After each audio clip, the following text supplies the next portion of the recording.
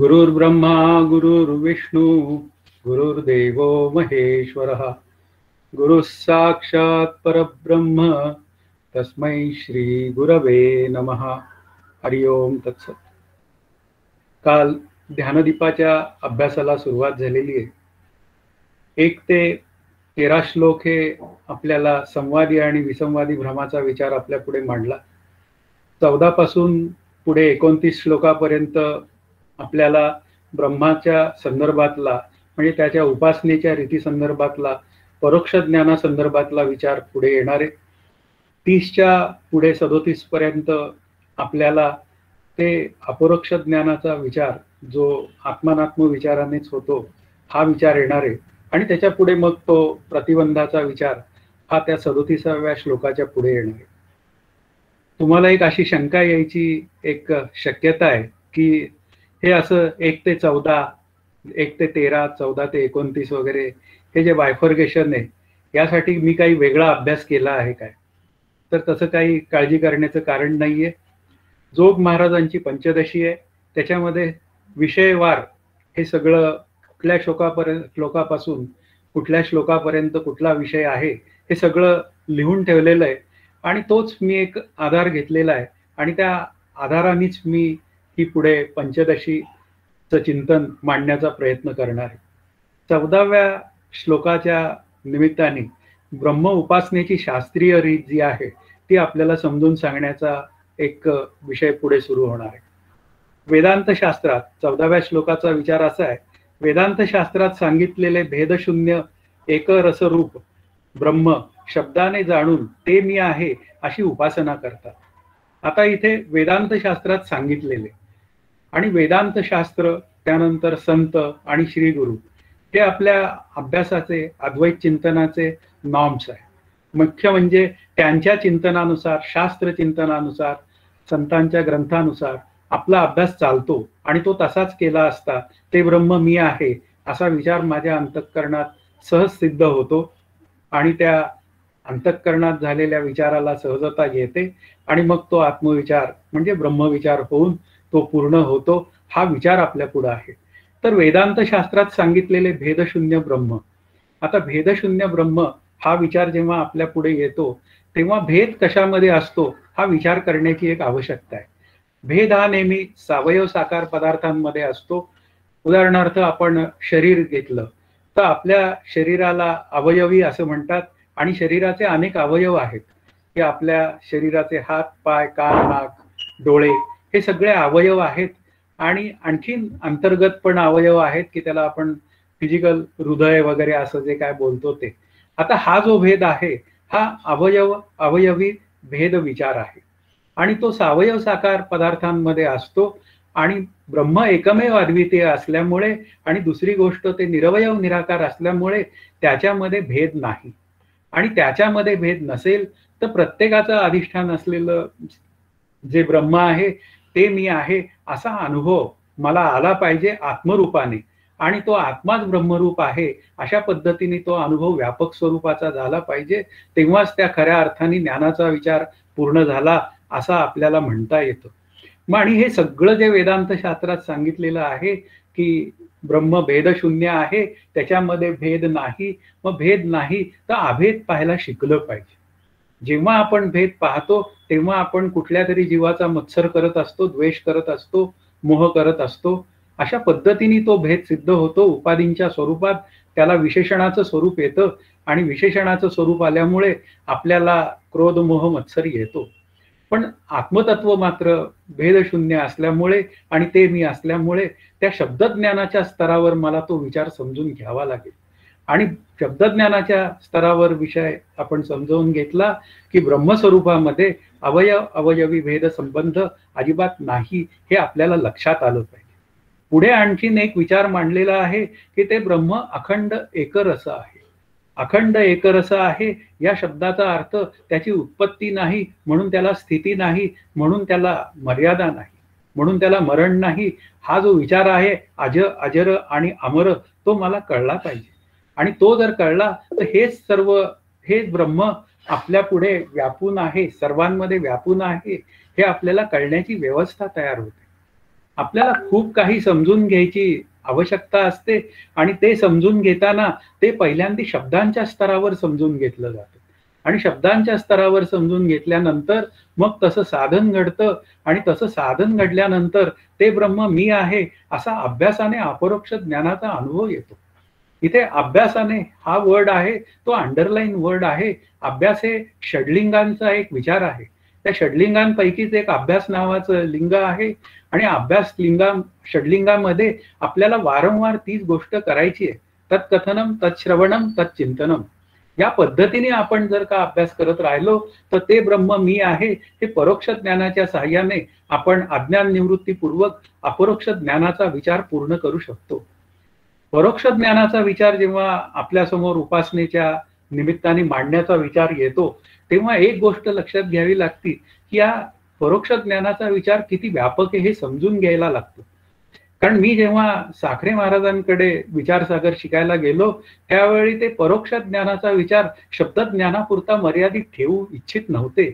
ते म्हणाले मला की परोक्ष ज्ञान या शब्दाचा अर्थ तो अपरोक्ष ज्ञानाच्या जवळ आलेली व्यक्ती आहे. त्याला केवळ शब्दज्ञानाच्या स्तरावर ते कळलेलं नसून त्यांनी तसं साधन केलेलं आहे आणि त्या साधन केलेल्यामध्ये तो त्या अपरोक्ष ज्ञानाच्या जवळ आलेला आहे. म्हणून परोक्ष ज्ञानाची एक व्याख्या केलेली आहे आणि परोक्ष ज्ञानाची व्याख्या असं सांगते की सत्संगतीने आणि सत्शास्त्र ऐकून सच्चिदानंद ब्रह्मस्वरूपाच्या अस्तित्वाबद्दलचे निस्संदिग्ध ज्ञान होणं याला परोक्ष ज्ञान असं म्हणतात. मुख्य विचार जो आहे ते ब्रह्मस्वरूप सच्चिदानंद रूप आहे याच्या संदर्भातलं मला निस्संदेह रूपाने ज्ञान झालं पाहिजे आणि ते निस्संदेह रूपाने होणारं ज्ञान आहे ते सत्संगतीने आणि सत्शास्त्राने होतं. आणि सत्शास्त्राने या शब्दाचा अर्थ आपल्याला समजून घ्यायला पाहिजे. ते पंचदशीच्या अभ्यासाने होतं, ते विचारसागर किंवा संत ग्रंथांच्या अभ्यासाने होतं.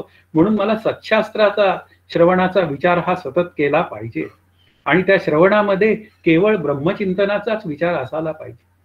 याचा अर्थच असा आहे की ते मी आहे हे मला सच्चिदानंद रूपाने निसंदेह पद्धतीने कळलं पाहिजे. त्याच्यामध्ये संशय नको, संशय विपर्यास रहित असा जो विचार बोलला जातो तो मला कळला पाहिजे. संशय जर थोडा जर का अंतःकरणात असेल तर ते ज्ञान दृढ अपरोक्षत्वाने मला कळत नाही हा विचार आपल्याला करावा लागतो आणि मग त्या ज्ञानाचं रूपांतर हे अपरोक्ष ज्ञानात होतं. म्हणजे ते मी आहे मध्ये साधनेची गरज आहे. अज्ञान निवृत्तीसाठी विचाररूप साधन करावं लागतं. हे कल्पित जगत मिथ्या ठरवावं लागतं आणि मिथ्या ठरवून विचाराने आनंदाचा जो अनुभव आहे तो घ्यावा लागतो. तेव्हा अपरोक्षानुभूतीचा विचार हा होतो. म्हणून त्या अपरोक्ष ज्ञानाची डेफिनेशन सुद्धा आपल्याला करावी लागते आणि ती डेफिनेशन अशी आहे, मी सच्चिदानंद ब्रह्म आहे हे आत्म्याचे ब्रह्मरूपाने होणारे निस्संदेह ज्ञान त्यास अपरोक्ष ज्ञान म्हणतात. नुसतं आत्मज्ञान होणं हे अपेक्षित नाहीये. त्या आत्म्याचं ब्रह्मरूपाने ज्ञान व्हायला पाहिजे. आत्म्याचं ब्रह्मरूपाने ज्ञान व्हायला पाहिजे याचा अर्थ मी आत्मा आहे हा येणारा प्रथम अनुभव आणि त्याच आत्मस्वरूपाला ब्रह्मरूपाने येणारा अनुभव म्हणजे व्यापक ब्रह्म स्वरूपात येणारा अनुभव या दोघांचा मेळ बसला पाहिजे. त्याला आपण बाध समानाधिकरण आणि मुख्य समानाधिकरण हा विषय आपण मांडलेला आहे कूटस्थ दीपाच्या निमित्ताने की जीवदशेचा बाध करून मला जो आनंदाचा अनुभव येतो त्याला बाध समानाधिकरण्य म्हणतात. म्हणजे जीवदशेचा बाध केला आणि मला मी कुटस्थ आहे हा अनुभव आला, मी आत्मा आहे हा अनुभव आला, तो बाध समानाधिकरणाचा विषय आणि मुख्य समानाधिकरणामध्ये कुटस्थच ब्रह्मरूप आहे म्हणजे आत्माच ब्रह्मरूप आहे हे ज्ञान व्हावं लागतं. आणि हे ज्ञान झालं कसं म्हणजे हे ज्ञान झाल्यानंतर जे काय त्याचे शोधण्याचे जे पॅरामीटर्स आहेत ते आपल्याला कळले पाहिजे. कारण आत्मस्वरूप एकमेव अद्वितीय असल्यामुळे त्याचं वेगळेपणाने ज्ञान होण्याची व्यवस्था नाहीये. पण आपण थोडंसं अनुमान करून ते आत्मस्वरूपाचा अनुभव मला आलेला आहे असा विचार करू शकतो. म्हणून इथे समजून घ्यायची जेव्हा विचार आपल्याला करायची वेळ येते तेव्हा लक्षात ठेवावं लागतं की ब्रह्म स्वरूपाचा विचार करते वेळी परोक्ष ज्ञानाचा जेव्हा विचार होतो तेव्हा त्या असत्वापादक आवरणाचा नाश होतो.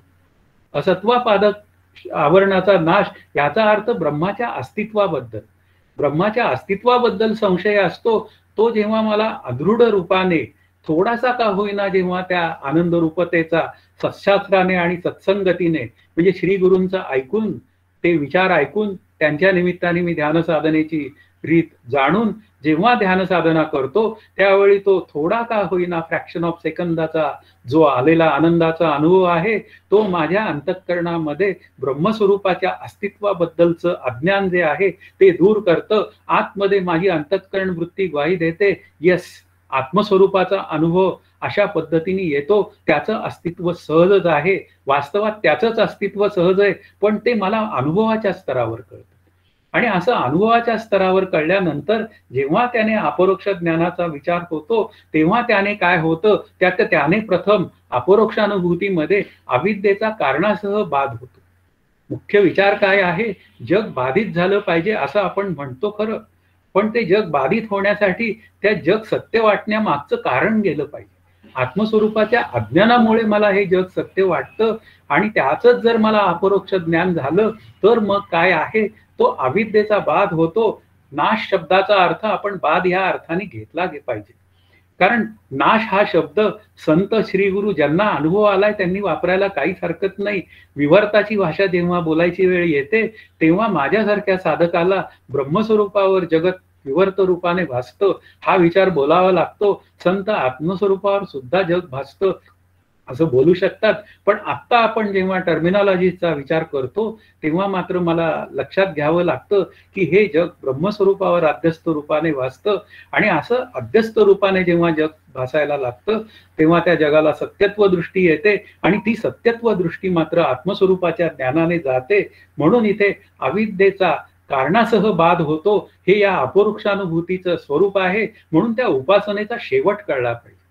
साधन नेहमी आपल्याला त्याच्या शेवटासह कळलं पाहिजे आणि ते शेवटासह जर त्याच्या बद्दल जर का आपल्याला समजूया शब्दांच्या स्तरावर विचार पक्का असेल तर त्या खऱ्या आनंदाचा अनुभव आल्यानंतर किंवा खरं त्या साधनेने तो विचार केल्यानंतर मला अनुभव काय पद्धतीने आला हे मला माझं चेक करता येऊ शकतं. हा खरा या अभ्यासाचा विचार आहे.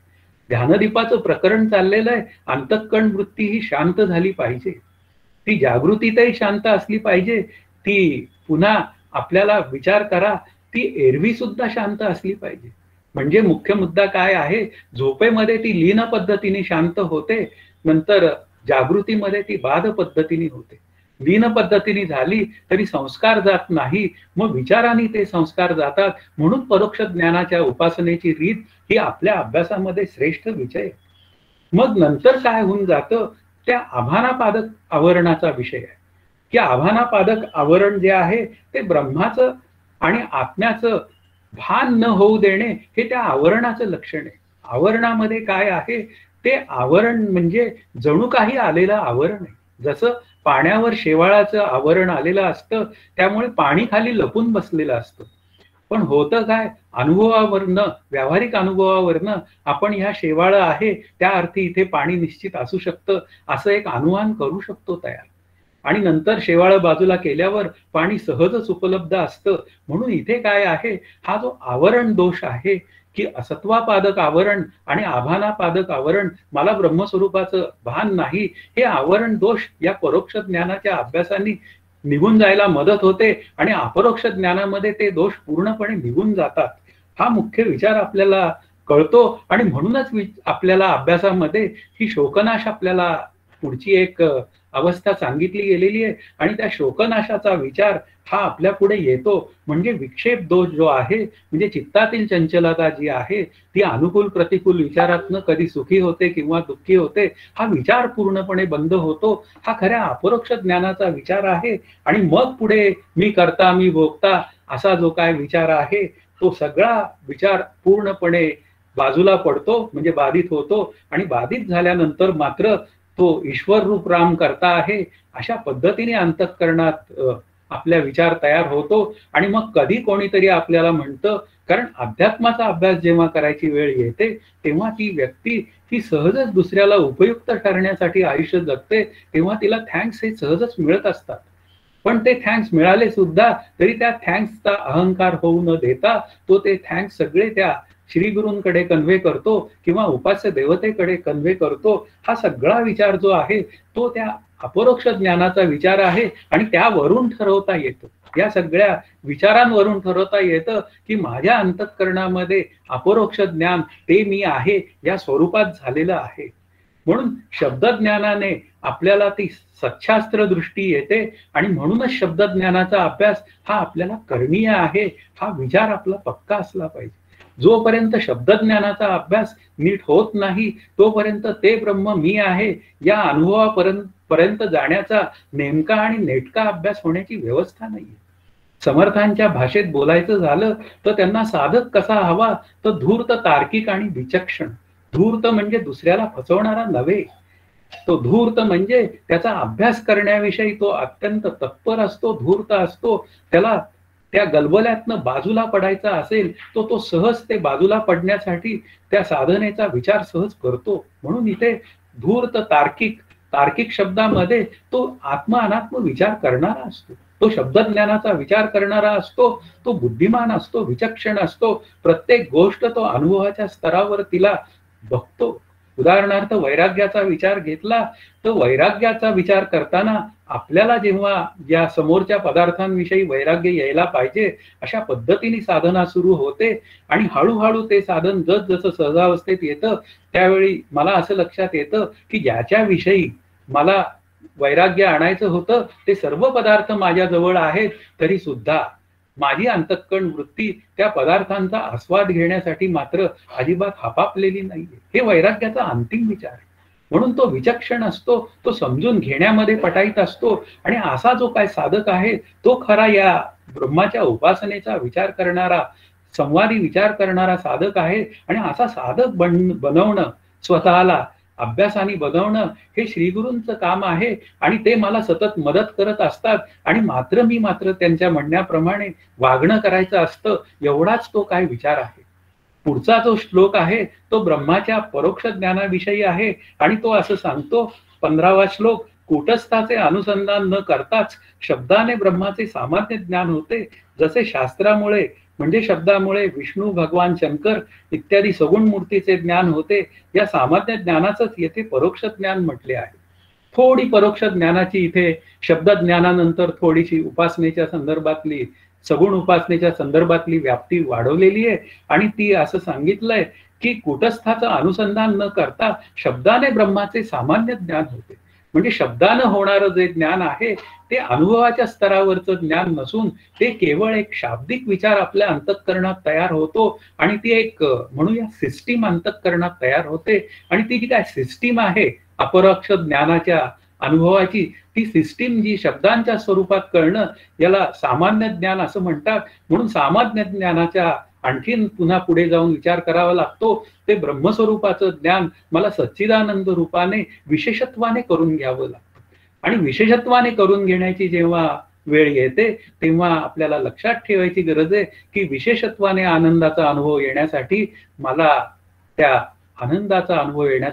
मला सत्शास्त्र आणि सत्संगतीचा सतत अवलंब करावा लागतो.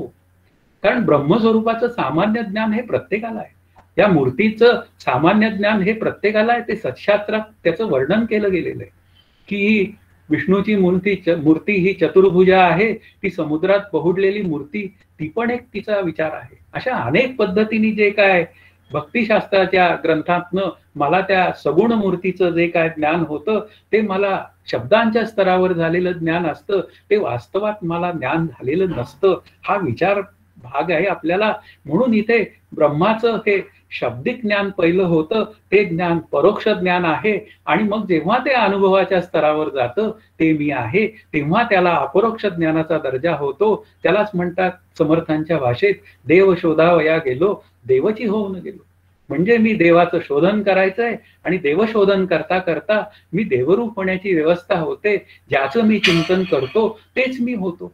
हा सगळा विचार तो आहे, तो जर मला कळाला, जर मी प्रपंचाचं चिंतन केलं तर मी प्रपंचामध्ये रममाण होतो आणि त्या निमित्ताने सुखदुःख भोगतो. आणि जर मी त्या ब्रह्मस्वरूपाचं चिंतन केलं तर मग काय आहे, मी माझ्या आनंदाशी एकरूप होतो आणि माझी सतत वाटचाल जी आहे ती केवळ मला आनंद हवा अशीच आहे.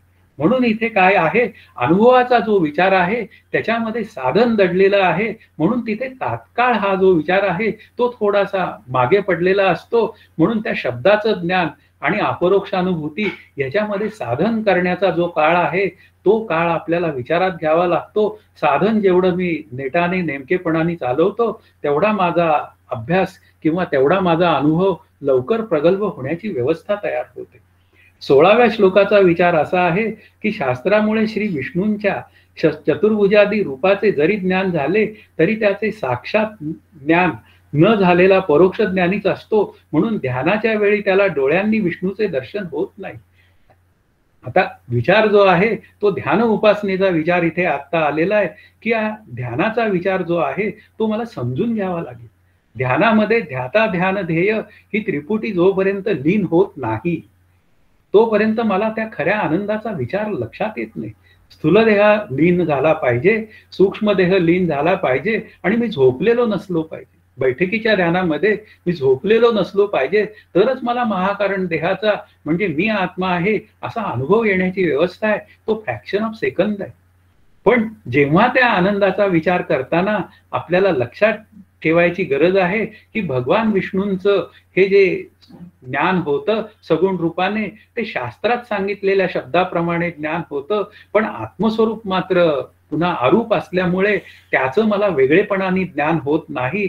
म्हणून त्याचे साक्षात ज्ञान न झालेला परोक्ष ज्ञानीच असतो. या शब्दाचा अर्थ साक्षात या शब्दाचा अर्थ ब्रह्मज्ञान, साक्षात या शब्दाचा अर्थ ब्रह्मरूपाने ज्ञान झालेला असा करावा लागतो. म्हणून आपल्याला पुढे असं म्हणतात विष्णूच्या मूर्तीवरून होणारे त्याचे दर्शन व प्रत्यक्ष ज्ञान यात फरक आहे आणि ते प्रत्यक्ष ज्ञान या शब्दाचा अर्थ ब्रह्मस्वरूप याच्यात फरक आहे. म्हणून ते शाब्दिक स्तरावर झालेलं ज्ञान आणि प्रत्यक्ष आत्मस्वरूपाचं ज्ञान ते एकमेव अद्वितीयाचं असल्यामुळे मला ते वेगळेपणाने होत नाही. हा विचार माझ्या अंतःकरणात सतत मी तेवत ठेवला पाहिजे आणि वेगळेपणाने त्या आनंदाचा अनुभव घ्यायला जाऊच नये. हा विचार आपल्या अंतःकरणात पक्का असला पाहिजे.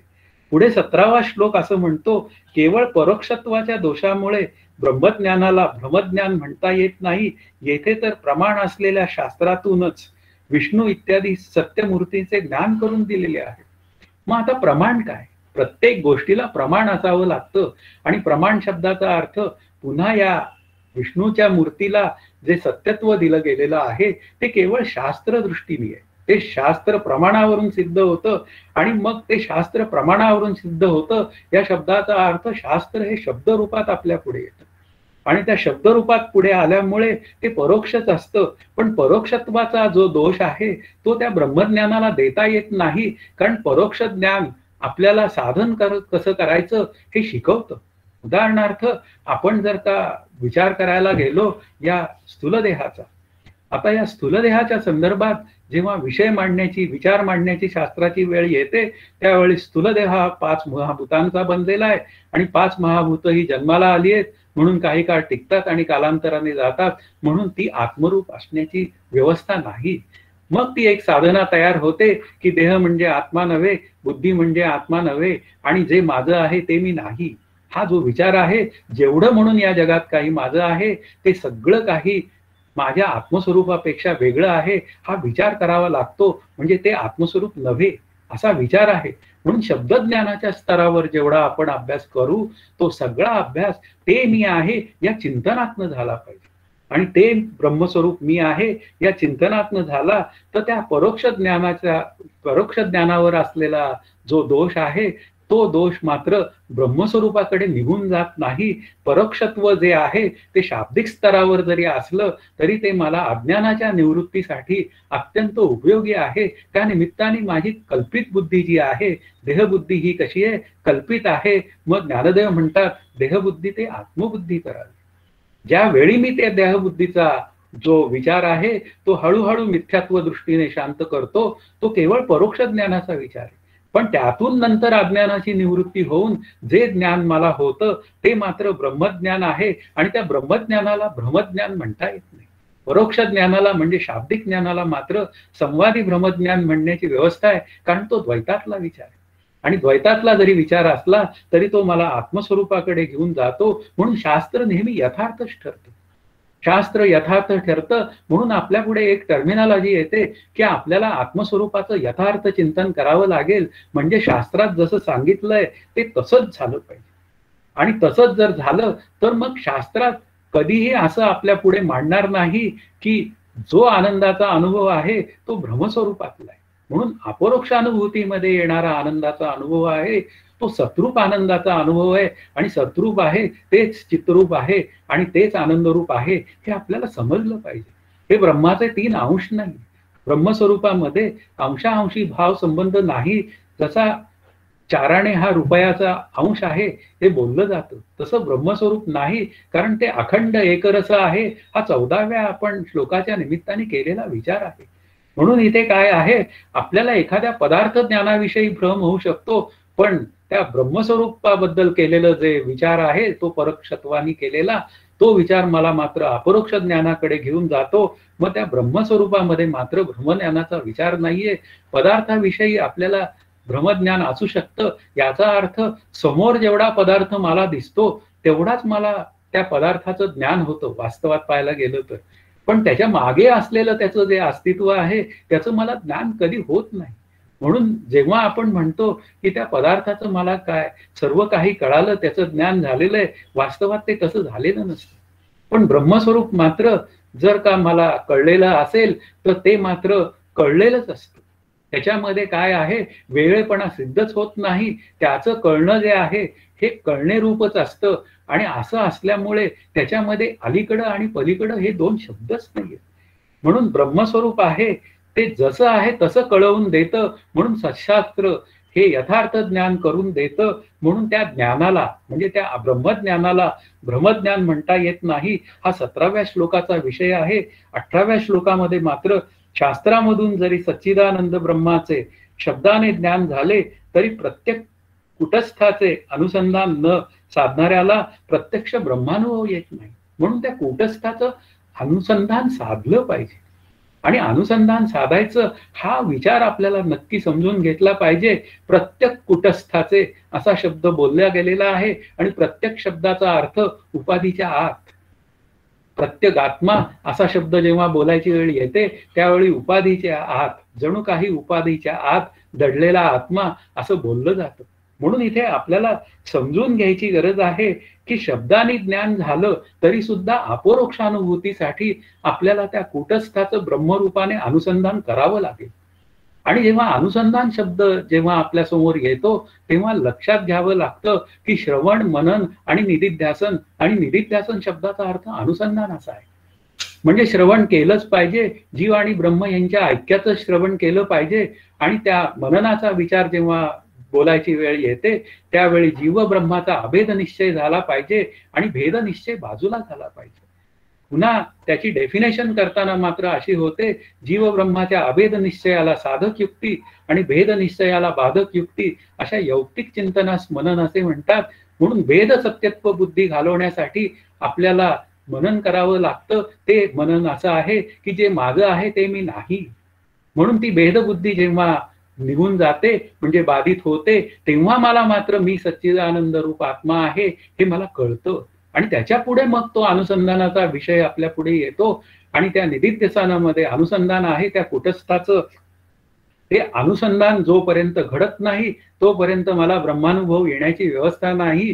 कितीही मी परोक्ष ज्ञानाचा अभ्यास केला, शब्द ज्ञानाच्या स्तरावर मी कितीही माहीर झालो तरी सुद्धा मला माझ्या खऱ्या आनंदाचा अनुभव येत नाही. म्हणून अनुसंधानाची जेव्हा डेफिनेशन करायची वेळ येते तेव्हा मात्र अनात्मकार वृत्तीचा परित्याग, आत्माकार वृत्तीचा स्वीकार आणि त्या आत्माकार वृत्तीला आलेली सहजता अशा 3 पद्धतीने त्याचा विचार करता येतो. म्हणून अनात्मकार वृत्तीचा परित्याग हा जो विचार आहे तो त्या मननातला विचार आहे. आणि त्या मननामध्ये जेव्हा साधक युक्तीचा विचार करायची वेळ येते त्यावेळी त्या आत्माकार वृत्तीचा स्वीकार म्हणजे मी सच्चिदानंद रूप झालो या अर्थाने जो येणारा आनंदाचा अनुभव आहे तो आत्माकार वृत्तीचा विचार आहे.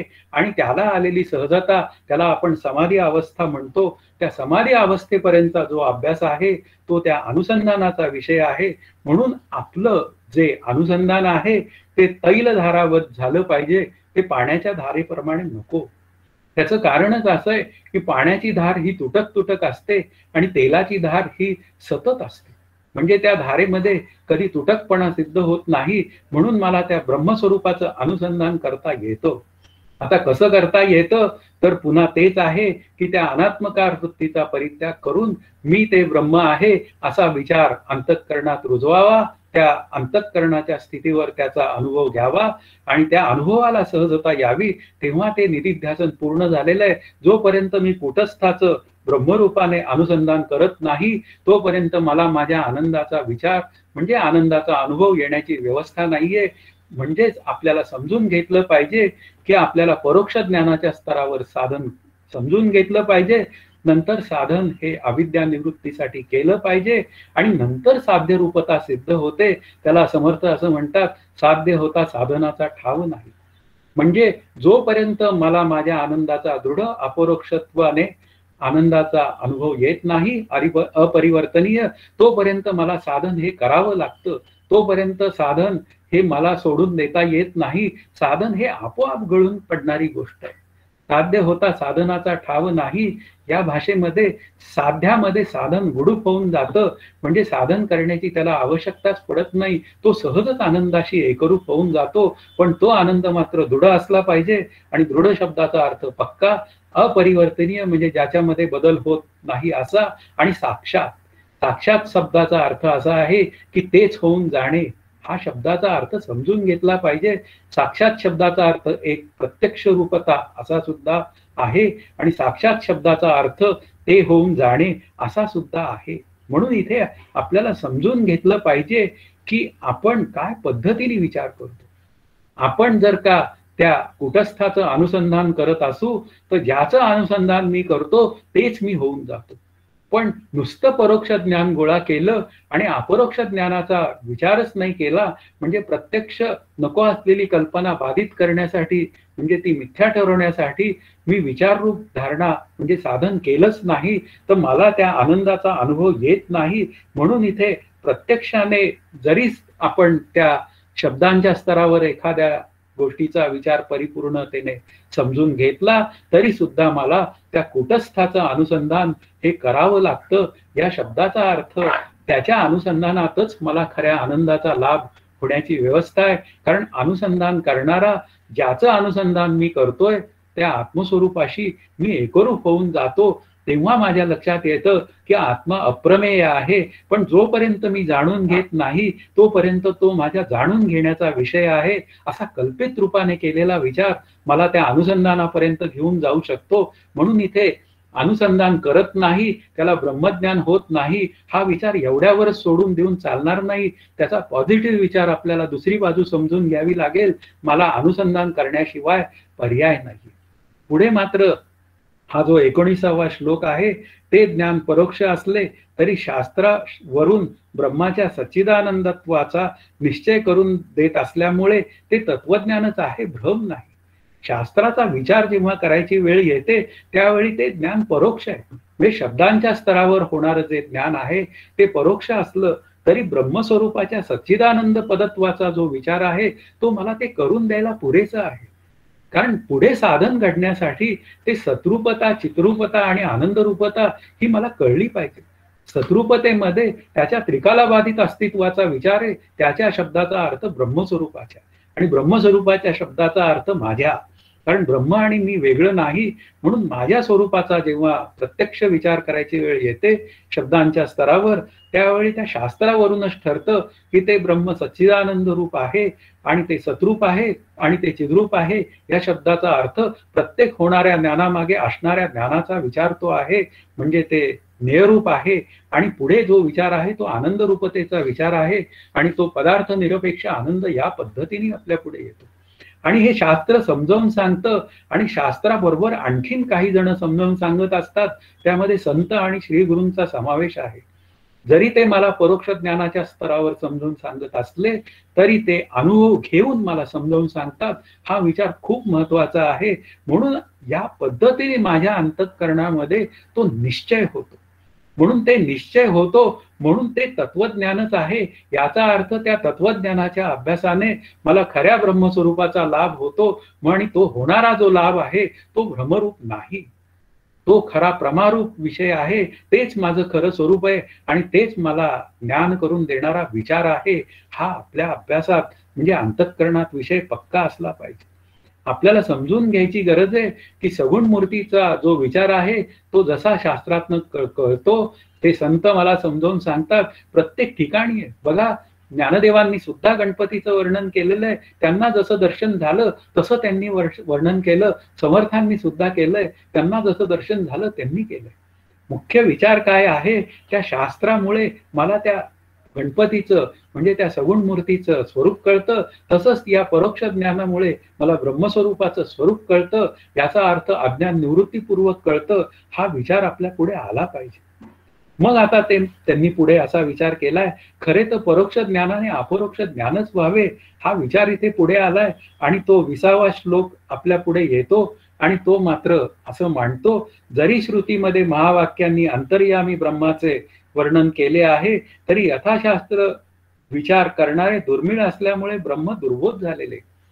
कारण पुन्हा ते काय आहे, लाखात एक येऊन मला मिळतो असा भगवद्गीतेचा विचार आहे.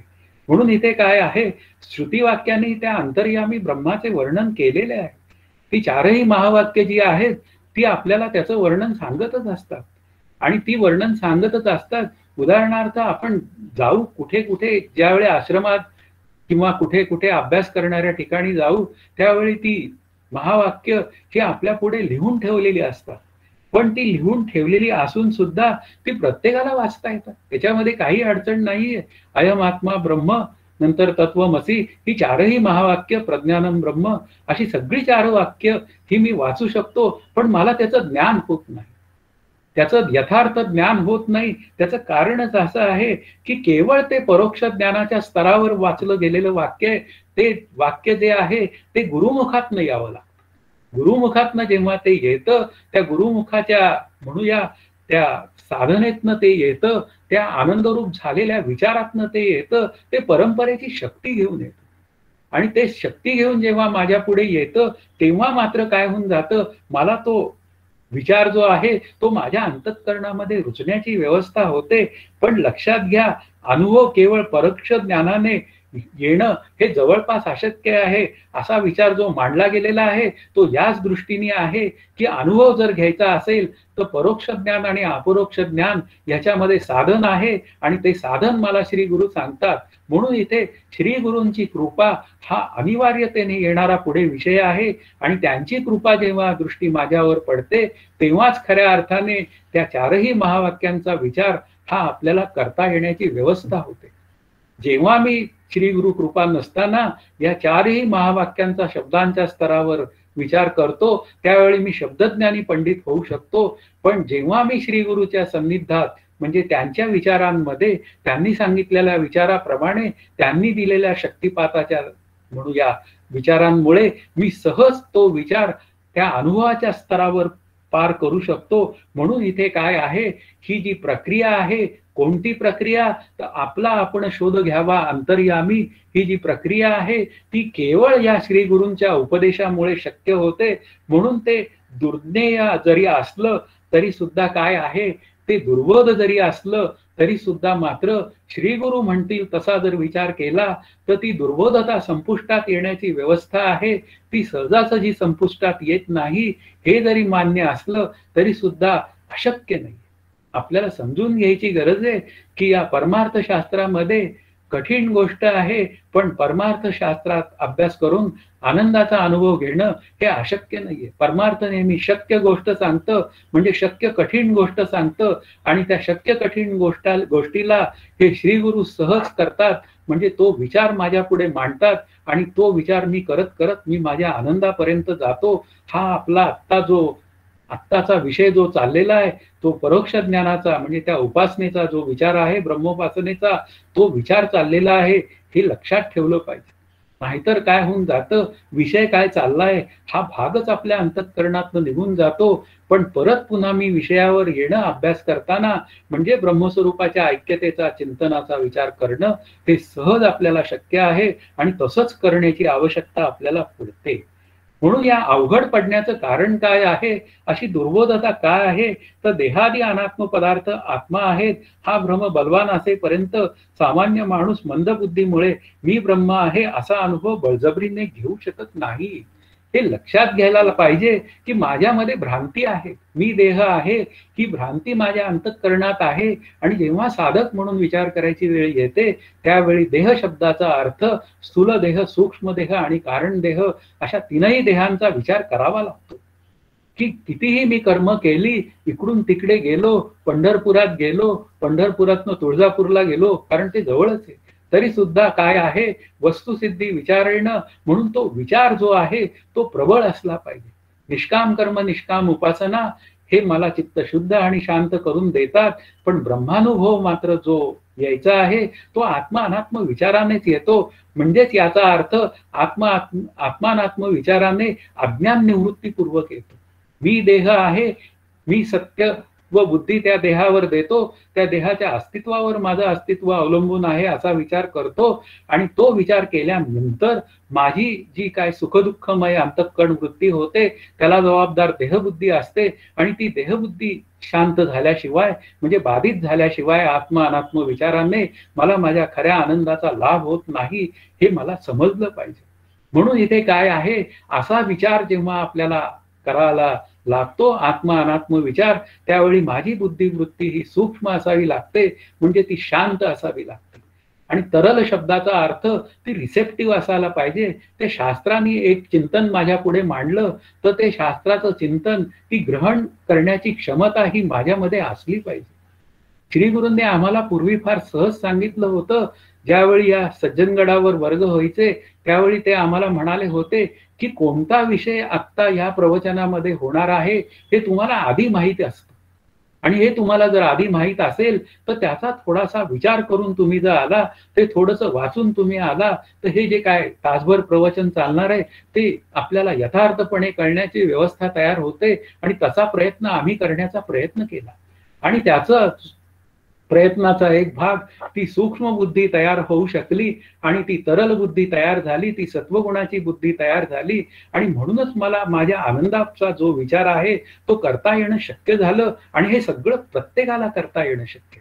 मुख्य विचार काय आहे की साधन चतुष्टय संपन्न असावा ही भूमिका आहेच. साधन चतुष्टय संपन्नतेशिवाय ज्ञानरूपता सिद्ध होत नाही.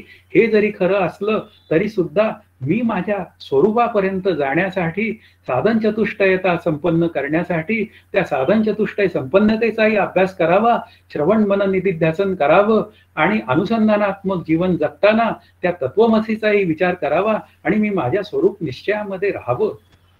ते स्वरूप निश्चयामध्ये सनिमित्त राहणं असतं, ते एक दिवस निर्निमित्त होतं आणि खऱ्या आनंदाचा दृढ अपरोक्षत्वाने लाभ होतो. म्हणून इथे जे काय आपल्याला करायचं आहे ते मात्र आपल्याला शास्त्रावर श्रद्धा ठेवून केलं पाहिजे.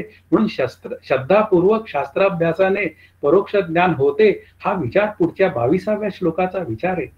त्या अर्थी प्रत्यक्ष द्वैत बुद्धीने शब्दाने होणाऱ्या अद्वैत बुद्धीचा नाश होत नाही.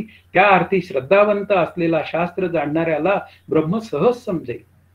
लक्षात घ्या की इथे जो विचार मांडलेला आहे तो श्रद्धा आणि तदनुसार केलेली साधना. आपल्याला संत आणि श्री गुरु ज्या अर्थी ब्रह्मस्वरूप आहे असं सांगतात आणि ते ब्रह्म मी आहे असं सांगतात, जोपर्यंत मला त्या आनंदाचा दृढ अपरोक्षत्वाने अनुभव येत नाही तोपर्यंत मी तो विचार तसाच चालवावा. आणि चालवता चालवता एक दिवस मी त्या आनंदाशी एकरूप होऊन जावं, त्याच्यासाठी तू धावा आहेस ही गोष्ट सांगितलेली आहे. थोडक्यात सांगतो कारण आपल्याकडे वेळ कमी उरलेला आहे आणि 24व्या श्लोकापर्यंत मला पूर्ण विचार मांडायचा आहे. आणि तो जेव्हा 24व्या श्लोकापर्यंत विचार मांडला जाईल, 29व्या श्लोकापर्यंत, त्यावेळी आजचा विचार पूर्ण होणार आहे. जर का तो पूर्ण झाला नाही तर ती ज्योत्स्नाताई पुढे करेल पूर्ण. म्हणून इथे काय आहे की तू दहावा आहेस या गोष्टीचा विचार करताना काही 10 जण पोहायला निघतात, ते नदी पार करतात आणि नदी पार केल्यावर त्यांना असं लक्षात येतं की आपल्यातला एक जण बुडालाय. आणि सगळेजण शोक करायला लागतात, तेव्हा एक त्रयस्थ येतो आणि तो म्हणतो तुम्ही शोक का करता. त्यावेळी ते म्हणतात की आमच्यातला एक जण बुडाला. मग त्या विचारतो तुम्ही किती जण होता. ते म्हणतो आम्ही 10 जण होतो. तो तिसरा त्रयस्थ असतो, तो मोजतो. त्याला ते 10 जण सुरक्षित असल्याचं जाणवतं आणि सुरक्षित असल्याचं जाणवल्यानंतर तो म्हणतो की काय आहे की तू 10वा आहेस असं सांगितलं जातं. म्हणजे काय झालं, तो ते मोजून दाखवतो आणि मोजून दाखवल्यानंतर तो म्हणतो तू 10वा आहेस. मग तू 10वा आहेस हे जे काय झालेलं ज्ञान आहे ते केवळ आप्तवाक्याने झालेलं ज्ञान आहे. तो आप्त ठरतो आणि श्री गुरु हे सुद्धा माझे आप्त आहेत. ते सुद्धा मला तेच सांगतात, ते तू आहेस, ते ब्रह्म तू आहेस. आणि मग नंतर मी असं ठरवायचं असतं की मी ते ब्रह्म आहे. म्हणजे तत्वमसी चिंतनाचा विचार तो अहम ब्रह्मास्मीनी माझ्या बाजूला तो वळवून घेता आला पाहिजे. नाहीतर ते तू आहेस ते म्हणतात आणि मी पण पुन्हा त्यांना ते तू आहेस म्हणतो. हा काय आहे, हा अनवस्था प्रसंग आहे. अशा पद्धतीने अनवस्था प्रसंग येऊ द्यायचा नसेल तर त्यांनी सांगितलं तू 10वा आहेस. मग मी मोजायला सुरुवात केली. मग प्रत्येकाने मोजायला सुरुवात केली आणि मग प्रत्येक जण म्हणायला लागला की मी 10वा आहे आणि मी 10वा आहे हे अपरोक्ष ज्ञान व्हायचं असेल तर त्यासाठी श्रद्धा ही असली पाहिजे. या 10 जणांनी या त्रयस्थ माणसावर श्रद्धा ठेवली. मी माझ्या श्रीगुरूंवर श्रद्धा ठेवायला काय हरकत आहे. म्हणून श्रद्धावान लभते ज्ञान हा जो भगवद्गीतेचा विचार आहे तो मला समजून घ्यावा लागेल आणि तो समजून घेतला की मला माझ्या खऱ्या आनंदाचा विचार म्हणजे मी त्या निष्काम कर्मोपासनेवर विश्वास ठेवावा आणि मग मी 10वा आहे असा विचार आतमध्ये पक्का करावा. ते ब्रह्म मी आहे असा विचार आतमध्ये पक्का करावा. हा विचार जो आहे तो परोक्ष ज्ञानातूनच विकसित होतो हे मला समजून घेतलं पाहिजे. म्हणून परोक्ष ज्ञानाचं महत्व हे आपल्याला अजिबात कमी करता येत नाही. मला एकदा वाचून कळत नसेल, एकदा श्रवण करून कळत नसेल तर मी 2 वेळा करावं, 4 वेळा करावं, पण ते समजूनच घ्यावं हा मुख्य विचार आहे. म्हणून इथे काय आहे, प्रत्यक्षात हा पाषाण आहे हे कळत असले तरी तो देव आहे ही भावना नष्ट होत नाही. विष्णूची मूर्ती वा चित्राला विष्णुत्वाची भावना नाकारण्याचं कारण काय. प्रतीक ध्यानाचा इथे विषय आलेला आहे की त्या कागदाच्या मूर्तीमध्ये मी काय केलेलं आहे, पाषाणाच्या मूर्तीमध्ये प्रत्यक्ष त्या विष्णूची मी प्रतीकाने उपासना करत आहे आणि प्रतीकाने मी जरी उपासना केली तरी ती उपासना विष्णूपर्यंत पोहोचते, भगवान विष्णूपर्यंत पोहोचते. आणि अशी जी काय संवादी विचारधारा आहे ती शास्त्रातनं मिळते. म्हणून इथे काय आहे, प्रतीक हे जरी व्यक्तीच्या स्वरूपात असलं, श्रीगुरूंच्या स्वरूपात असलं किंवा या भगवंताच्या स्वरूपात असलं तरी सुद्धा या प्रतीकाच्या निमित्ताने मी प्रतीक ध्यान करून मी माझ्या आनंदापर्यंत सहज पोचू शकतो. माझी अंतःकरण वृत्ती या प्रतीकाच्या निमित्ताने शांत होणं हे गरजेचं आहे आणि ज्या वेळी शांत होते त्यावेळी मी माझ्या आनंदाशी एकरूप होतो. म्हणून श्रद्धा नसलेल्या मतांकडे दुर्लक्ष करावं.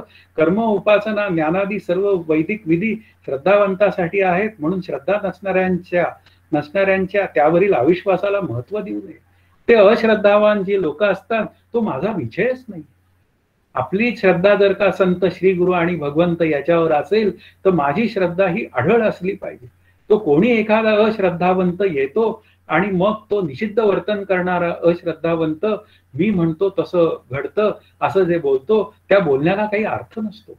म्हणून इथे काय आहे, या श्रद्धावंतांबरोबर अश्रद्धावान लोक ही आपल्या पुढे दिसणार आहेत. ती दिसली तरी सुद्धा आपण मात्र त्यांना दुर्लक्षित करावं, कारण मला माझ्या स्वरूपाकडे निघून जायचंय. म्हणून असं दुर्लक्षितपणा त्यांच्या बाबतीत दाखवून मी माझ्या स्वरूपाशी एकरूप व्हावं. आता म्हणून काय आहे, आप्तवचन एकदाच ऐकल्याबरोबर परोक्ष ज्ञान होते, कारण ही विष्णूची मूर्ती आहे या सांगण्याला चिकित्सेची गरज नाही. आप्तानी सांगितलेलं आहे. माझे आई वडील माझे आप्त आहेत, ते सांगतात ही भगवान विष्णूची मूर्ती आहे, मी त्याच्यावर श्रद्धा ठेवावी आणि त्याची उपासना करावी. पण होतं काय की ते आप्त जे माझे आहेत ते असं सांगण्याऐवजी ते मला देहादी प्रपंच करायला लावतात. पण श्री गुरु माझे खरे आप्त आहेत हे मला समजून घ्यावं लागेल. श्री गुरुच मला माझ्या आनंदाचा मार्ग दाखवतात, म्हणून तेच माझे आप्त आहे. म्हणून माझ्या जीवनात एकच आप्त आहे, ते माझे श्री गुरु, आणि ते मला माझ्या आनंदाकडे घेऊन जातात. म्हणून त्याचा विचार जो आहे तो मोठा करणीय आहे. पुढचा जो 26वा श्लोक आहे तो असं सांगतो, ज्याची उपासना करायची ती कशी असावी या संबंधी एकमत नाहीये. म्हणून इथे अनेक प्रकारे तो विचार मांडला गेलेला आहे. त्या अनेक उपनिषदांमध्ये अनेक पद्धतीने उपासना सांगितल्या गेलेल्या आहेत, पण त्या प्रत्येक उपासनेमध्ये त्यातला उपासना जो विषय आहे तो मात्र एकच आहे. त्यांच्या प्रत्येकाचं उपास्य दैवत मात्र भगवान पांडुरंग, राम, विठ्ठल, विष्णू असाच आहे. मग उपासना पद्धती जरी वेगळ्या वेगळ्या असल्या त्याची फारशी चिकित्सा न करता आपण त्या परंपरेने आलेल्या ज्या उपासना आहेत त्या जशा सांगितल्या आहेत तशा कराव्यात, सत्शास्त्राप्रमाणे कराव्यात, म्हणजे जीवब्रह्मैक्य ज्ञान सांगणाऱ्या उपनिषदाच्या पद्धतीने कराव्यात आणि माझ्या आनंदाचा लाभ मी करून घ्यावा असा पुढचा विचार आहे. तो जैमिनी शास्त्राचा विचार जो 27व्या श्लोकाच्या निमित्ताने आलेला आहे तो विचार करावा उपासनेच्या संदर्भात आणि त्याप्रमाणे आपण श्रद्धावंत होऊन तशी उपासना करावी आणि ती उपासना करताना माझं चित्त शुद्ध आणि शांत होण्याची व्यवस्था आहे. पुढचा जो विचार आहे उपासना कशा कराव्यात त्या ऋषीमुनींच्या तंत्रग्रंथात तपशीलपूर्वक सांगितलेले आहे किंवा आपल्याला समजून घेता येतं की आपल्याला कुलुगुरूंकडून किंवा श्रीगुरूंकडून तशी उपासना ऐकून घ्यावी आणि ती उपासना मी करावी.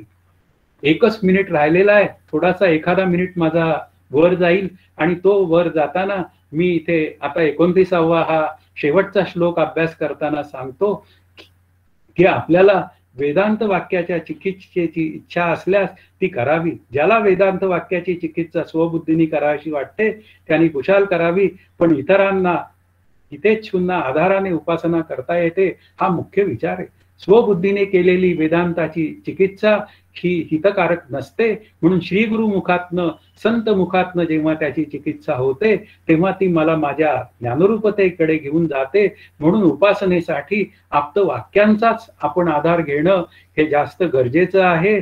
1-2 मिनिट माझ्या पुढे जास्त झालेली आहे तर मी तुमची क्षमा मागतो. आज इथे आपण थांबूया. जय जय रघुवीर समर्थ.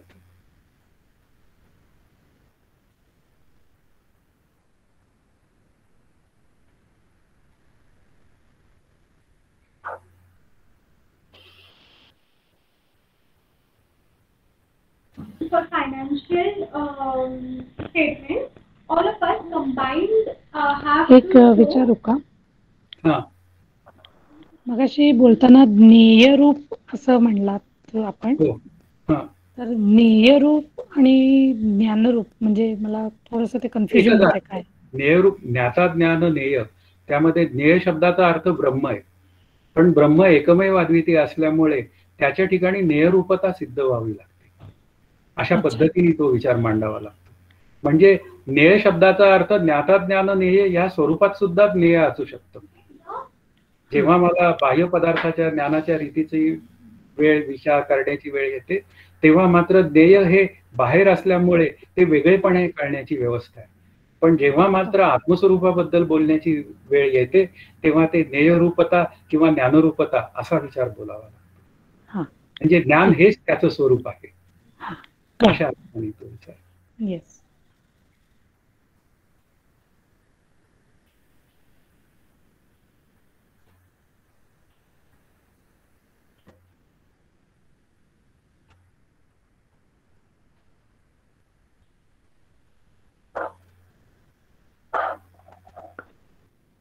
मगाशी सुरुवातीला आपण एक सांगितलं की जीव आत्मा आहे हे आणि मग आत्मा ब्रह्म आहे हे मुख्य समाधानीकरण. तर हा, तर त्याच्यात आत्मा ब्रह्म आहे हे जाणीव म्हणजे ह्याची अपरोक्ष अनुभव यायला तिथे तो जीव नसतोच ना. म्हणजे तर ते कसं काय साध्य होतं. म्हणजे पहिला जीव आत्मा आहे हे कळलं मला की त्यांनी तो आनंदाची स्मृती राहते आणि त्याच्यामुळे कळतं की आपण झालो होतो किंवा आत्मरूप झालो होतो किंवा जीव आत्मा जे असतं ते वृत्तीच्या स्तरावर असतं. प्रथम जे ज्ञान होतं कुटस्थ मी कुटस्थ आहे हे वृत्तीच्या स्तरावर ज्ञान होणार आहे. तिथे मला कुटस्थाचं ज्ञान झालं असं द्वैत असतं आणि जिथे द्वैत असतं तिथे अद्वैत नसतं. मग हा मी शांत झाला पाहिजे. मग आता मी शांत व्हायचा असेल तर काय केलं पाहिजे. आत्मस्वरूपाचा ब्रह्मरूपाने अनुभव आला पाहिजे. म्हणजे व्यापकत्वाने तो अनुभव आला पाहिजे. जे मला आतमध्ये ते मी आहे कळलं, तेच आता व्यापक रूपाने कळण्यासाठी मला ते सर्वांमध्ये तत्व पाहायला पाहिजे. ओके. हा, आणि ते सर्वांमध्ये तत्व पाहता न काय होऊन जातं, पाहता पाहणे गेले दुरी. म्हणजे पाहता पाहता पाहणारी जी वृत्ती आहे ती सहजच शांत होऊन जाते आणि पाहणारा पाहणेपणा आणि पाहण्याचं ज्ञान असं विशेषत्वाने काही अंतःकरणात उरतच नाही. अशा सहज भावात केलेला जो म्हणूया त्याचं वागणं असतं ते जीवनमुक्ताचं वागणं, ते खऱ्या आनंदाचं वागणं. अच्छा, म्हणजे पहिल्यांदा आनंद व्याप्ती होते, म्हणजे आनंदाचं आधी पहिल्यांदा अपरोक्षानुभूती होते, राईट, नंतर शोकनाश होतो आणि मग आनंदवाप्ती होते. तो विलक्षण रूपाने तो आनंद मला होतो. विलक्षण रूपाने होणारा हर्ष हे त्या आनंदाचं एक काय म्हणूया प्रकटीकरण आहे. म्हणजे नदीला जसा दोन नद्या एकत्र आल्या की उचंबळ होतो आणि मग नंतर पुन्हा त्या काय होऊन जातात, एका समतल पातळीवर त्या शांत होऊन जातात. म्हणून आनंदावाप्ती हा शेवट विचार आहे त्या आभासाच्या 7 अवस्थेतला. सो म्हणजे आनंद व्याप्ती म्हणजेच आत्मा ब्रह्म आहे हे या रूपाने मला कळलं आणि त्याला सहजावस्थेत कळलं. Right right. हा, विचार. Thank you very much. Thank you sir. पण मग आत्मानुभव येतो तेव्हा तोपर्यंत द्वैतच असतं म्हणायचं का आपण? हा, तो वृत्तीच्या स्तरावर आहे तोपर्यंत द्वैत आहे. कारण एक नको असलेली अज्ञानाची वृत्ती निघून गेली. मी देह, मी करता, मी भोगता अशी वृत्ती जी आहे ती आपण जे माझं आहे ते मी नाही अशा पद्धतीने ती मिथ्या ठरवली आणि मिथ्या ठरवल्यानंतर मग मी सच्चिदानंद रूप आहे. त्या मननाच्या व्याख्येतला जो विचार आहे साधक युक्ती, मग ते साधक विचार जो आहे तो मी सच्चिदानंद रूप आहे या पद्धतीने तो मला कळतो.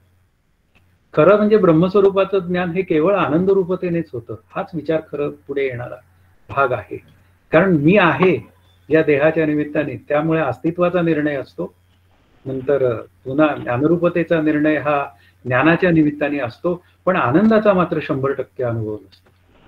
पदार्थ निरपेक्ष आनंदाचा तो मला सहज येऊन जाणं, हा त्या पद्धतीने तो येतो.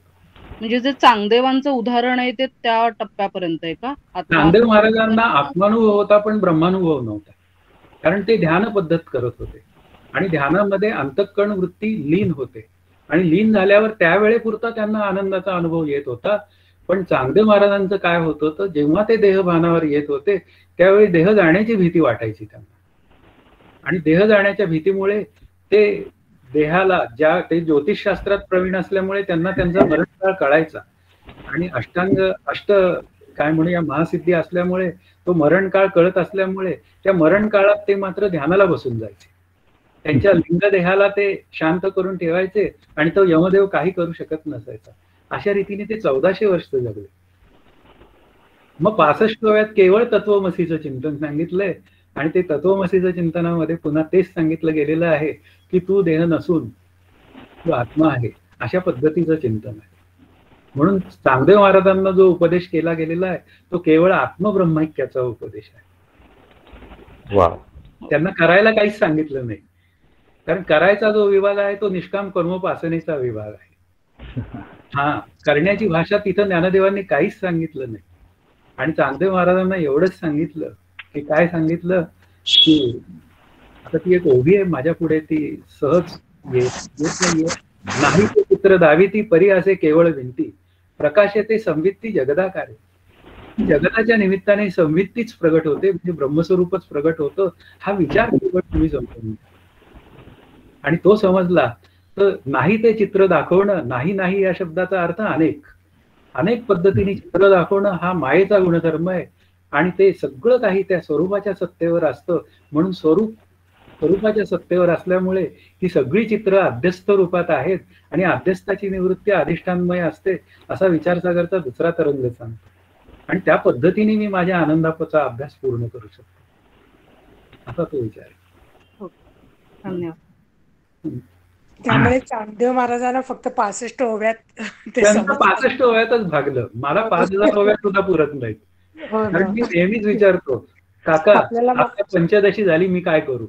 आता माऊलींनी काय करतो माऊलींनी 9,000 ओव्या सांगितल्यात तरी आपल्याला कळत नाहीये. कळत नाही असा विचार आहे. म्हणून नेमकेपणा आणि नेटकेपणा जो समर्थांनी सांगितलाय ना, प्रिपेअर्ड असलं पाहिजे. म्हणजे ज्यावेळी मी एखादं प्रवचन ऐकतो, म्हणजे मी बोललो आता की श्रीगुरु आम्हाला सांगायचे दोघांना की तुम्ही आधी थोडं प्रिपेअर्ड असा, तयारी करून जा. तुम्हाला कळून जाईल. आणि कळलं की माणूस अधिक जोमाने साधन करतो, हा त्यातला भाग आहे. म्हणून ते समजले आणि वर्तले त्याची भाग्यपुरुष झाले असं जे म्हणलंय समर्थांनी, त्याचं कारण ते आहे. वर्तले शब्द महत्वाचा आहे. साधन घडलंच पाहिजे. तुमची ज्ञानेश्वरी आम्ही रोज ऐकतो, हरिओम. पण आता पहिल्यांदाच मी तुम्हाला बघितलं, ह्याच्यावर खूप आनंद झाला. हा दादा, हा बोला.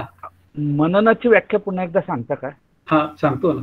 जीव ब्रह्माच्या अभेद निश्चयास साधक युक्ती आणि भेद निश्चयास बाधक युक्ती अशा यौक्तिक अद्वैत चिंतनास मनन असे म्हणतात. परत करू, रिपीट. हा हा. जीव ब्रह्माच्या अभेद निश्चयास साधक युक्ती आणि भेद निश्चयास बाधक युक्ती अशा यौक्तिक अद्वैत चिंतनास मनन असे म्हणतात. तो जो भेद निश्चय आहे ना, भेद सत्य निश्चय, तो गेला पाहिजे. मग तो केव्हा जाईल? तर तो जेव्हा भेद मिथ्या ठरेल तेव्हा जाईल. तो भेद मिथ्या ठरला पाहिजे. का मिथ्या ठरला पाहिजे? कारण आपण जेव्हा जे आपलं बेसिक चिंतन जे आहे त्याच्यामध्ये आत्मा एकमेव सत्य असून उर्वरित सगळं जगत मिथ्या आहे असा जर विचार असेल तर त्या जगताच्या निमित्ताने भासणारा जो भेद आहे तो सुद्धा मिथ्या आहे. मग ज्या दिवशी भेद मिथ्या ठरतो त्या दिवशी मात्र काय होतं, ती भेद मिथ्या ठरलेली अंतःकरण वृत्ती सहज शांत होते, कारण ती विचाराने आलेली असते. आणि विचाराने आल्यामुळे ती शांत होते आणि ते त्या स्वरूपाला टच करून येते. म्हणून तिथे मी सच्चिदानंद रूप आहे असा निधिध्यासनामध्ये येणारा अनुभव आहे. म्हणून मननात्मक निधिध्यासन घडलं पाहिजे असे ते विचार आहेत. साधक युक्ती आणि बाधक युक्ती. बाधक युक्ती. साधक पुढे काय सांगितलं? साधक जीव ब्रह्माच्या अभेद निश्चयास साधक युक्ती, भेद निश्चयास बाधक युक्ती अशा यौक्तिक अद्वैत चिंतनास मनन असे म्हणतात. आता युक्ती शब्दाचा अर्थ उदाहरण आणि अनुमान असा अर्थ आहे त्याच्यामध्ये. अनुमान म्हणजे विचारांनी, युक्तिपूर्वक म्हणजे उदाहरणासहित. आणि तो जो सच्छास्त्रात सांगितलेला विचार आहे किंवा श्रीगुरूंनी सांगितलेला विचार, उद्या जर मला श्रीगुरू असं म्हणले की ब्रह्म मिथ्या आहे आणि जगत सत्य आहे, तर तेवढी श्रद्धा ठेवून मी अभ्यास केला पाहिजे. हा त्यातला विचार आहे. कारण शेवटी प्रमाणाचा विचार जेव्हा येतो ना, त्यावेळी शास्त्रापेक्षा श्रीगुरु प्रमाण हे श्रेष्ठ प्रमाण ठरतं. श्रीगुरू असं कधी म्हणणार नाहीत हे मला नक्की माहिती आहे, पण प्रमाणांचा विचार जेव्हा येतो त्यावेळी शास्त्रापेक्षा श्रीगुरु प्रमाणाला महत्व दिलं पाहिजे. जो देतो त्याचं कल्याण लवकर. छान, सुंदर, धन्यवाद. ओके.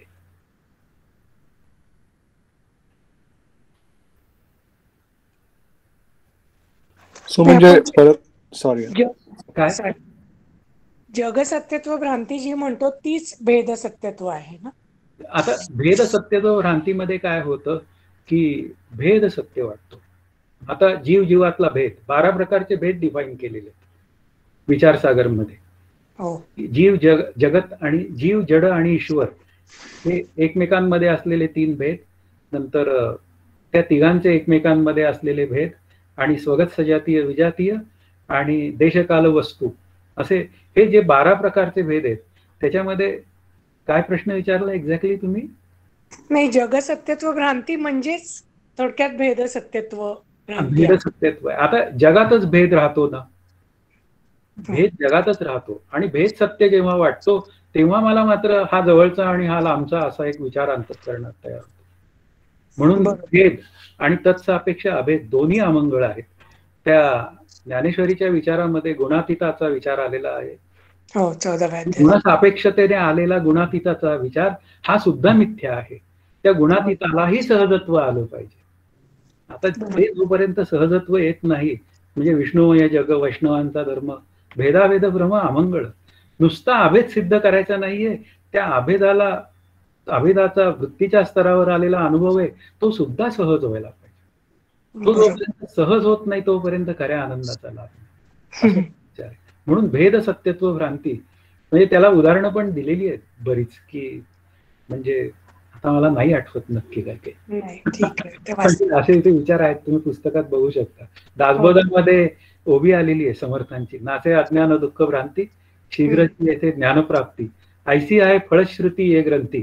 त्याच्या खाली त्या 5 भ्रांतींचा विचार सांगितलाय. आहे त्याच्यामध्ये हा भेदभ्रांतीचा विचार आलेला आहे. तो तुम्ही मुळातनं पाहिला तर तो तुम्हाला सहज मिळेल पहिल्या येस, याच्यामध्ये समासामध्ये. बरोबर. हा,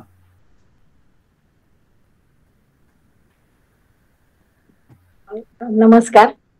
नमस्कार. याच्यामध्ये मी ब्रह्म आहे ही हा. अवस्था आणि नंतर सगळं जग ब्रह्म अशी खात्री होते. तर ती अंतिम अवस्था असं का? म्हणजे हा, त्याचं कारण काय आहे की देव शोधावया गेलो देवची होऊन गेलो, हा एक विचार. म्हणजे सर्व सृष्टी कोणाची आहे? देवाची आहे असं आपण म्हणलो. आणि देव शब्दाचा अर्थ आपण ब्रह्म असा केला. ब्रह्मदेव नाही, ब्रह्म असा केला तर ब्रह्माला स्फुरण झालं म्हणून ईश्वर झाला, आणि ईश्वराने जगत निर्माण केलं आणि तो त्या आकाराचा झाला. जीव सुद्धा तोच आहे. म्हणजे याचा अर्थ काय झाला? ब्रह्मच ईश्वर झाला आणि पुन्हा ईश्वरच जर का जीव झाला तर जीव ब्रह्मरूपच आहे. मग जेव्हा मला माझ्या आनंदाचा अनुभव येतो त्यावेळी तो येणारा आनंदाचा अनुभव असा असतो की त्याला प्रत्येक उपाधी ही उपाधी रूपाने कळतेच. ही या नावाची उपाधी आहे, ती त्या नावाची उपाधी आहे. पण त्या उपाधी विषयी असलेला जो द्वेष मोह मत्सर आहे तो निघून जातो, आणि तो निघून जाऊन तो सर्वांशी जो प्रेमाचा व्यवहार होतो तो व्यवहार असा होतो की भरला घनदाट हरी दिसे किंवा प्रीता ठाव या राघवे विण नाही. म्हणजे त्याचं जसं उपास्य दैवत असेल त्याला पाहत तो सगळा हे करतो. म्हणजे तुम्ही कधी जर वारीला गेला असाल म्हणजे तर तुम्हाला लक्षात आलं असेल म्हणजे प्रत्येक ठिकाणी त्याला माऊलीच दिसते. म्हणजे तो सर्वांना बोलायची वेळ आली तर तो माऊली जरा सरका मला वाट द्या. म्हणजे प्रत्येक ठिकाणी तो माऊली माऊली माऊली असं चिंतन करता करता तो माऊलीमय होतो. तो मग प्रेमलक्षणेने होवो नाही तर ज्ञानलक्षणेने होवो, पण होवोच, त्याला उत्तर नाही दुसरं. खूप छान सांगितलं तुम्ही, अतिशय सुंदर, खूप आवडलं. हरिओम. धन्यवाद. हो, मी काही वेगळं सांगितलं नाही. काकांनी जे मला सांगितलं ते मी तुम्हाला सांगितलं. नाही, समजून सांगण्याची हे म्हणजे समजतंय, तुम्ही जे सांगताय ते खूप छान समजतंय. म्हणजे काकांचं म्हणणं आहे हातचं राखून काही देता कामा नये असं त्यांनी सांगितलेलं आहे. तो विचार आपला जो अंतःकरणात मला माझ्या श्रीगुरूंनी दिलाय तो जसाचे तसा समोर देणं हे त्या चिंतन सांगणाऱ्याचं कर्तव्य आहे, त्याला पर्याय नाही. आणि त्यात त्याचा तोटा आहे. पण काही वेळेला असा जरा गोंधळ होतो समजूत, कारण तोच विषय असा रिपीट होत असतो, काही वेळेला तो गोंधळ होतो. पण माझं म्हणणं असं आहे की तो क्लिक होईपर्यंत किंवा समजेपर्यंत तो विचारला गेला पाहिजे. म्हणजे आम्ही श्रीगुरूंना नेहमी समजेपर्यंत विचारलेलं आहे. त्यामुळे ते म्हणायचे यांनी मला छळलंय असं म्हणायचे ते. असा तो विचार आहे. म्हणून समजून घ्यायचंय, हा विचार पक्का पाहिजे माझ्या अंतःकरणात. बरोबर आहे, खरंय, पटलं ते. नमस्कार. ओके, नमस्कार.